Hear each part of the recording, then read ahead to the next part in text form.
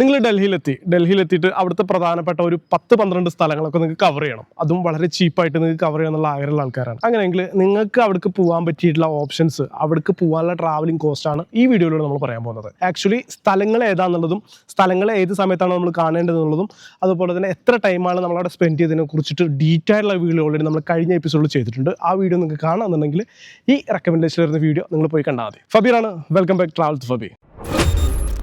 അതിനുമുമ്പ് നമ്മൾ നമ്മുടെ ചാനൽ ചെയ്തുകൊണ്ടിരിക്കുന്ന വീഡിയോസ് എന്ന് പറഞ്ഞാൽ ഇന്ത്യയിലെ മിക്ക സ്ഥലങ്ങളും വളരെ ബഡ്ജറ്റ് ഫ്രണ്ട്ലി ആയിട്ട് എങ്ങനെ നിങ്ങൾക്ക് കവർ ചെയ്യാം, അതുപോലെ തന്നെ എത്ര ടൈം നിങ്ങൾ സ്പെൻഡ് ചെയ്യണം, ഏത് സ്ഥലത്താണ് നിങ്ങൾ പോകേണ്ടത്, എത്രയാണ് എൻട്രി ടിക്കറ്റ്, എത്ര രൂപ നിങ്ങൾക്ക് ചിലവാം എന്നതിനെ കുറിച്ചിട്ടുള്ളൊക്കെ വളരെ ഡീറ്റെയിൽ ആയിട്ടുള്ള വീഡിയോസാണ് നമ്മൾ എപ്പിസോഡായിട്ട് ചെയ്തുകൊണ്ടിരിക്കുന്നത്. ആ ഒരു വീഡിയോയുടെ ഒക്കെ ഒരു പ്ലേ ലിസ്റ്റ് നിങ്ങൾക്ക് വേണമെന്നുണ്ടെങ്കിൽ ഈ റെക്കമെൻഡ് ലിസ്റ്റ് വരുന്ന പ്ലേ ലിസ്റ്റ് ഉണ്ടല്ലോ, ഇതിൽ പോയിട്ട് നിങ്ങൾ ക്ലിക്ക് ചെയ്ത് കഴിഞ്ഞാൽ നിങ്ങൾക്ക് അതിനെക്കുറിച്ചുള്ള ഡീറ്റെയിൽ ആയിട്ടുള്ള വീഡിയോസ് ഒക്കെ കിട്ടും കേട്ടോ. ഇന്ത്യയിലെ ഡൽഹിയിൽ വന്നിട്ട് നിങ്ങൾക്ക് പോകാൻ പറ്റിയ സ്ഥലങ്ങളും അതുപോലെ തന്നെ ഡൽഹിയിൽ നിന്ന് കാശ്മീർ പോകണോ, മണാലി പോകണോ, ജയ്പൂർ പോകണോ, ആഗ്ര പോകണോ എന്നതിനെ കുറിച്ചിട്ടൊക്കെ ഡീറ്റെയിൽ ആയിട്ട് നമ്മൾ അതിൽ കൊടുത്തിട്ടുണ്ട്. പിന്നെ പ്രധാന കാര്യം വെച്ചുള്ളത് എൻ്റെ വീഡിയോസ് എന്ന് പറഞ്ഞു കഴിഞ്ഞാൽ എല്ലാം പരസ്പരം കണക്റ്റഡ് ആണ്. ഫോർ എക്സാമ്പിൾ ഇപ്പോൾ കേരളത്തിൽ നിന്ന് ഡൽഹി വരെ എത്താൻ പറ്റുള്ള ഒരു എപ്പിസോഡ് നമ്മൾ കഴിഞ്ഞ ദിവസം ചെയ്തിട്ടുണ്ട്. അത് കഴിഞ്ഞ ശേഷം ഡൽഹിയിൽ നമ്മൾ എത്തി, ഡൽഹിയിൽ നിന്ന് നമ്മൾ 2 ദിവസം സൈറ്റ് സീന് വേണ്ടി വരുന്നതിനെ കുറിച്ചുള്ള ഒരു വീഡിയോ നമ്മൾ സെപ്പറേറ്റ് ചെയ്തിട്ടുണ്ട്. ആ ഒരു വീഡിയോന്റെ ബാക്കി ഭാഗമാണിത്. അതായത് ആ ഒരു ഐറ്റിനറി പ്രകാരം നമ്മളിപ്പോൾ യാത്ര ചെയ്യുകയാണെന്നുണ്ടെങ്കിൽ നമുക്ക് എത്ര രൂപ ട്രാവലിംഗ് കോസ്റ്റ് വരും എന്നാണ് നമ്മൾ കാൽക്കുലേറ്റ് ചെയ്യാൻ പോകുന്നത്. ആ 2 ദിവസത്തെ ഐറ്റിനറി ചെയ്തിട്ടുള്ള ഒരു വീഡിയോ നിങ്ങൾക്ക് കാണുമെന്നുണ്ടെങ്കിൽ ഈ റെക്കമെൻഡ് ലിസ്റ്റിൽ വരുന്ന വീഡിയോ നിങ്ങളൊന്ന് പോയി കണ്ടാൽ മതി. അപ്പോൾ അതുപോലെ കഴിഞ്ഞ വീഡിയോയിൽ പറഞ്ഞ പോലെ നമ്മൾ ന്യൂഡൽഹി റെയിൽവേ സ്റ്റേഷനാണ് നമ്മൾ യാത്ര തുടങ്ങുന്നത്. ഫസ്റ്റ് നമ്മൾ പോകുന്നത് യമുനാഘട്ട് എന്ന് പറഞ്ഞു.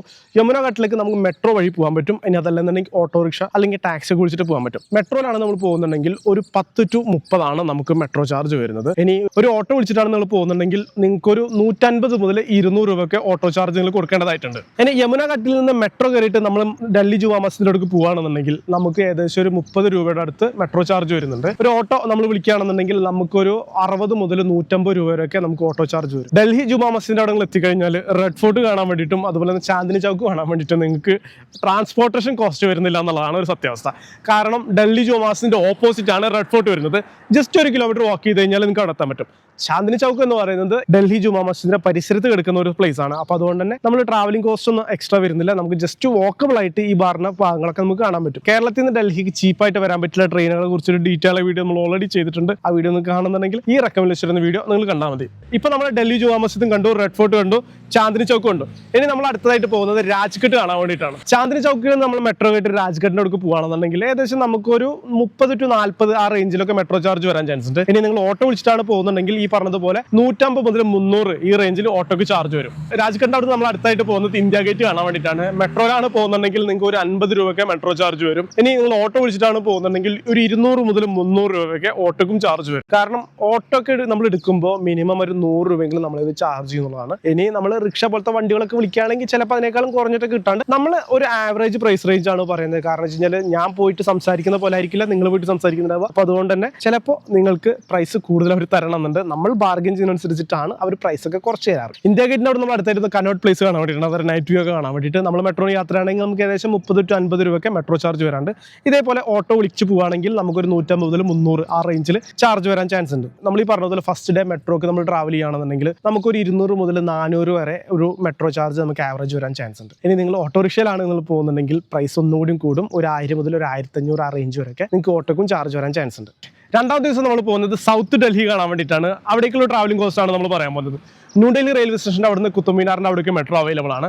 നമ്മൾ ആ മെട്രോയിൽ യാത്ര ചെയ്യുകയാണെന്നുണ്ടെങ്കിൽ നമുക്ക് ഏകദേശം ഒരു 50 രൂപ ചാർജ് വരുന്നുണ്ട്. ഓട്ടോ വിളിക്കുകയാണെന്നുണ്ടെങ്കിൽ 200 മുതൽ 400 രൂപ വരെയൊക്കെ ഓട്ടോയ്ക്ക് അവർ ചാർജ് ചെയ്യും. കുത്തബ് മീനാറിൻ്റെ അവിടുന്ന് നമ്മൾ നേരെ പോകുന്നത് ലോട്ടസ് ടെമ്പിൾ കാണാൻ വേണ്ടിയിട്ടാണ്. ലോട്ടസ് ടെമ്പിളിൻ്റെ അടുത്ത് നമ്മൾ മെട്രോന് പോകുകയാണെങ്കിൽ ഏകദേശം 40 മുതൽ 50 രൂപയ്ക്ക് മെട്രോ ചാർജ് വരും. നിങ്ങൾ ഒരു ഓട്ടോ വിളിച്ചിട്ട് പോകുകയാണെന്നുണ്ടെങ്കിൽ 200 മുതൽ 300 രൂപ വരെയൊക്കെ ചാർജ് വരാൻ ചാൻസ് ഉണ്ട്. ഇനി ലോട്ടസ് ടെമ്പിളിൻ്റെ അവിടെ നമുക്ക് ഭക്ഷണമൊക്കെ എന്തെങ്കിലും കഴിക്കണമല്ലോ, അങ്ങനെ ഒരു സ്പോട്ടിലൊക്കെ നമ്മളൊരു ഓട്ടോ വിളിച്ച് പോകുകയാണെങ്കിൽ ഒരു 100 മുതൽ 150 രൂപയ്ക്ക് അങ്ങനെയും വരാൻ ചാൻസ് ഉണ്ട്. അല്ലെങ്കിൽ നമ്മൾ തൊട്ടടുത്തുണ്ടെങ്കിൽ സ്ഥലത്തെ പോയിട്ടൊക്കെ ഭക്ഷണം നമുക്ക് കഴിക്കാം. അത് കഴിഞ്ഞിട്ട് ഈ ഒരു ലഞ്ച് കഴിക്കുന്ന സ്പോട്ടിൽ നിന്ന് നമ്മൾ അടുത്തായിട്ട് പോകുന്നത് ഹുമയൂൺ ടോംബ് കാണാൻ വേണ്ടിയിട്ടാണ്. ഹുമയൂൺ ടോംബിൻ്റെ അവിടെ നമ്മൾ പോകുകയാണെന്നുണ്ടെങ്കിൽ നമുക്ക് ഏകദേശം മെട്രോക്ക് ഒരു 30 to 50 രൂപയുടെ ഒരു ചാർജ് വരും. നിങ്ങളൊരു ഓട്ടോ വിളിച്ച് പോവുകയാണെങ്കിൽ 150 മുതൽ ഒരു 300 ആ റേഞ്ചിലേക്ക് ഓട്ടോക്കും ചാർജ് വരും. ഹുമയൂൺ ടോംബിൻ്റെ അവിടെ നമ്മൾ അടുത്തായിട്ട് പോകുന്നത് അക്ഷരധം ടെമ്പിൾ കാണാൻ വേണ്ടിയിട്ടാണ്.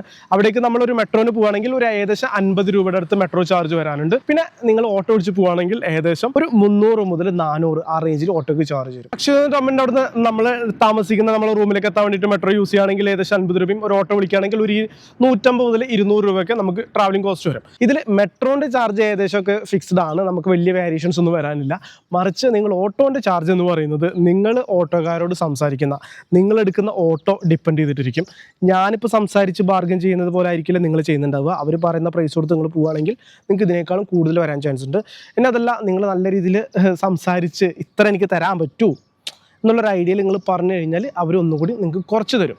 അപ്പോൾ ഈ ഒരു പ്രൈസ് ആവറേജ് ആണ്. നിങ്ങൾക്ക് ഒരു ഡൽഹി കാണാൻ പോകുമ്പോൾ നിങ്ങൾക്ക് കിട്ടേണ്ട ഒരു ഏകദേശം ഒരു പിക്ചറാണ് നമ്മളിതിൽ പറഞ്ഞിട്ടുള്ളത്. നമ്മൾ ടാക്സി വിളിച്ച് കഴിഞ്ഞാൽ ഒന്നുകൂടി എക്സ്പെൻസ് കൂടും, ഓട്ടോറിക്ഷ ആകുമ്പോൾ ഏകദേശം ഇത്ര എക്സ്പെൻസ് വരും, മെട്രോ ആകുമ്പോൾ ഇത്ര ഒരു എക്സ്പെൻസ് വരും.